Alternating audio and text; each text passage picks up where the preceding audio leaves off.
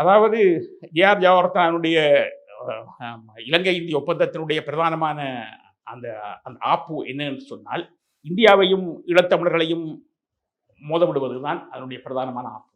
அதுதான் அவர்களுடைய 19வது ஷரத்து, இல்ல 19வது திருத்தச் சட்டம்.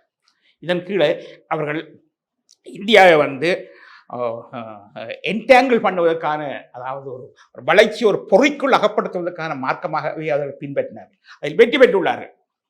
அவனுடைய வெற்றி தான் பின்பு விடுதலைக்காக இந்த அரசோடு நாங்கள் போராடின போது ஈழத்தமிழர்கள் விடுதலை போராடினார்களோ, தமிழ் மக்கள் போராடினார்களோ, அவர்கள் இலங்கை அரசோடு சேர்ந்து இந்தியாவுக்கு எதிராக போராடினார். இதுதான் இலங்கை அரசின் வெற்றி. ஈழத்தமிழர்களை இந்தியாவிலிருந்து பிரிப்பதுதான் அவருடைய வெற்றியினுடைய ரகசியம் இருந்தது.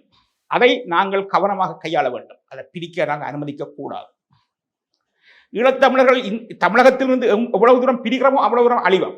இது இந்த விருப்ப வெறுப்புக்கு அப்பாற்பட்டது. இத்தனை நூற்றாண்டுகளுக்கு பிறகுதான் உண்மை, எத்தனை ஆயிரம் ஆண்டுகளுக்கு பிறகுதான் உண்மை.